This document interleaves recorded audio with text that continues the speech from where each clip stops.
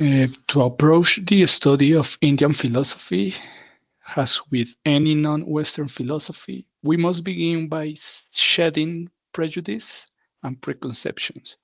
We need to be open to entering a new world from within, which all categories must be rethought. In India, what we understand as philosophy is termed darshana. This word signifies seeing, especially seeing beyond the evident, the obvious, directing our gaze and attention to the underlying reality.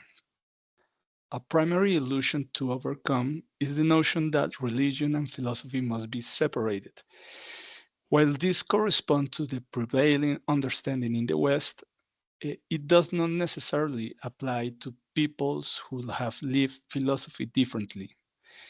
It is worth emphasizing the term lived because our Western categories may not be fully applicable when attempting to understand a new culture where these same categories might be fused, overlapping, or divided differently.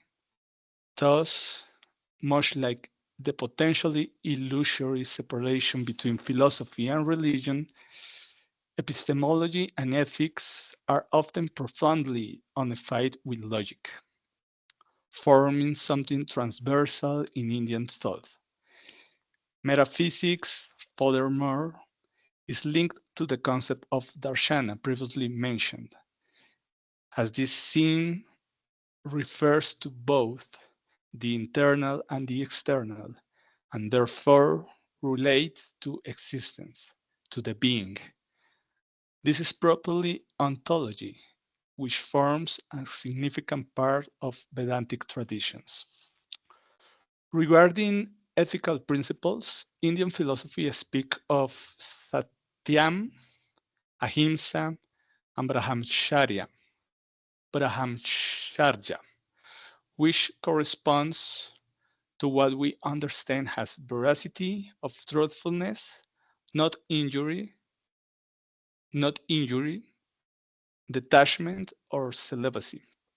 Additionally, the concept of dharma implies that individual must live be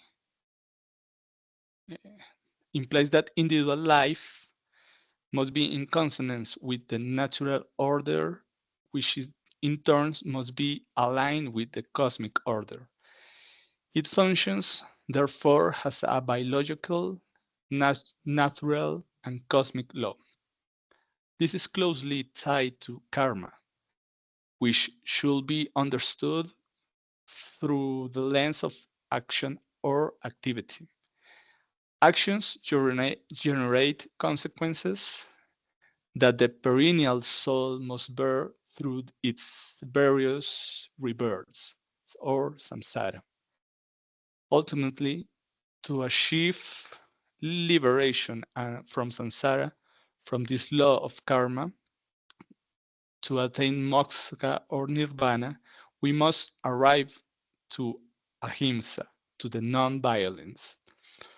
Epistemology, on the other hand, is presented as pramana sastra, debating valid and invalid knowledge and its sources, such as perception, inference, or comparison, topics familiar to the Western philosophy. But there is more. We know the importance placed in Western philosophy on the relationship between subject and object. In Indian philosophy, this is also present under the terms pramana, meaning valid knowledge, pramata, or the subject, and prameya, the object of knowledge, a triad discussed from the time of the Vedantic traditions onwards. Furthermore, the Vedic text, with some claiming origins dating back even to 5000 BC, already contain analysis that include argumentation and counter-argumentation, dialectic, and as well as rhetoric. This approach would later be developed in a much more systematic and academic manner in the darshanas, the formal schools of philosophy, where dialogue becomes a central method of philosophical inquiry, strongly reminiscent of the Socratic method.